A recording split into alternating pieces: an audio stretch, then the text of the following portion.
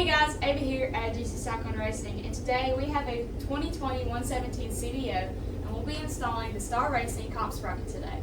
We have already installed the Star Racing 3030 cam, we have a Trask Air Cleaner, and Chrome Werks 2-in-1 exhaust. So, without further ado, let's get straight into it.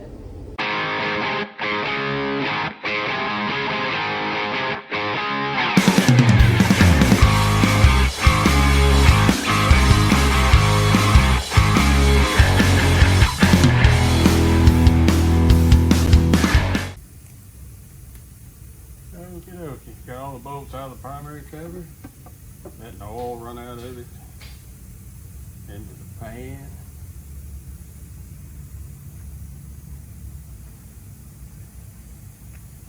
And there it is. Take the chain tensioner off to get some slack in the chain. We're going to take the compensator ramp out and put in one of Star Racing's. This one here's got some wear on it. Kind of roughed up a little, not real bad. All right, we get ready to change this compensator ramp out here. This is from Star Racing's. Nice looking piece. The original ones have a tendency to break. We're going to change it before it has an opportunity to break and possibly destroy something with it. We got our tensioner taken loose from our primary chain. Got our bolt.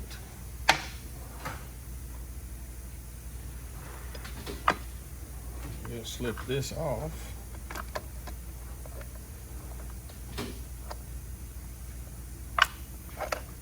Here.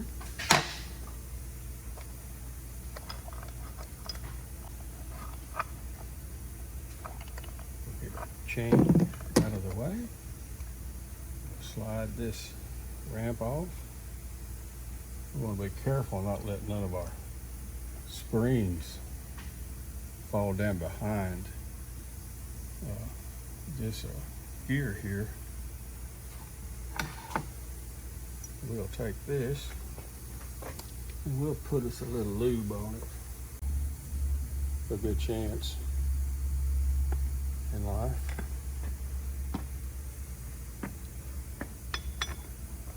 And it'll slip right back on there.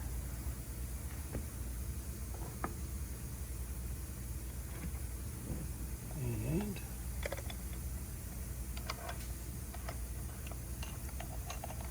add it right back on there.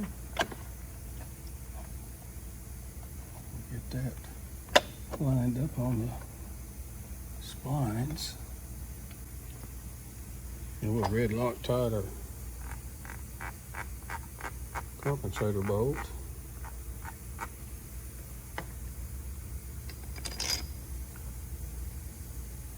It's pretty strong. We'll get it run up some and then we'll torque it the rest of the way to 175 foot-pounds with our torque wrench. Okay, we got this little barring tool we're going to put right in here in the teeth of the clutch hub and the compensator. And you noticed we didn't even pull the clutch hub or anything off. Didn't have to put this on. Looks like we're going to have to turn it just a little bit to get that to lock in. And we'll torque it to 175, which is pretty tight. That will hold this so that we can torque it. Okay, we got our new compensator ramp in. Not much, not a very hard job, but as long as you got a good torque wrench, you got a barring tool, and we'll put our primary chain tensioner back in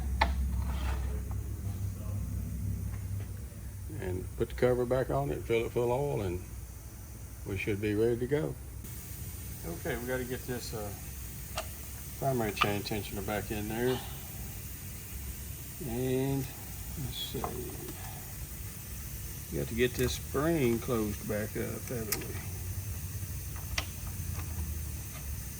So what I do is I stick my screwdriver under there and just roll it. Get it back to the end. And I take one of these keepers that comes with the new one and put it back on it. And that's all it takes to reload it.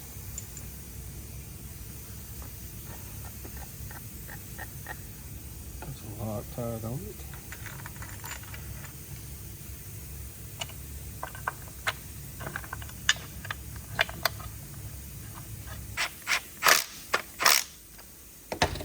Then you're going to take the torque wrench and torque it to 24 foot-pounds.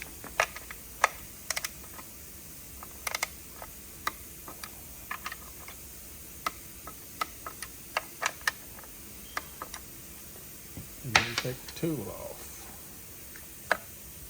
There we go. I'd like to at least catch that in the first notch so it doesn't move backwards. That's all there is to that. Now we'll get to make sure this is cleaned up. Get us a new gasket and put the primary cover back on it.